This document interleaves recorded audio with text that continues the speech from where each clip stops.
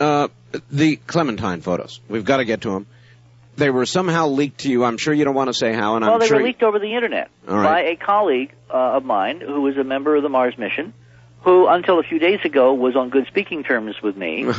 And after I have released this paper and asked his permission to include his name and his company and all that, and made a presentation in Los Angeles, he sent me a fax and called me on the phone and is a man scared to death. Now, I asked him point blank, have you been talked to? And he assured me that he had not. But I have now found through another source that the company that he works for apparently has a very interesting black budget program in tetrahedral hyperdimensional physics, I'll be damned.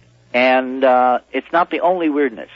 The document you see in front of you, the Clementine paper on the leaked mosaic, yes, I had sent 6 copies by FedEx to a good friend of mine on Capitol Hill, who was a major aide to a congressman, one of the new batch, rebels elected in the November election when Gingrich and company took control. Right. This man adamantly assured me that nothing would stop him and that he was going for broke to help us get to the bottom of this, and he would push on doors and break down doors until we got to the truth.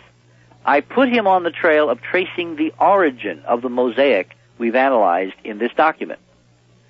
No sooner did 6 copies of this document arrive, and he called me on the phone and tell me he had tracked down a version to a company in Arlington which worked for NRL, which of course put Clementine in orbit, and the following morning he was taken into the congressman's office and fired.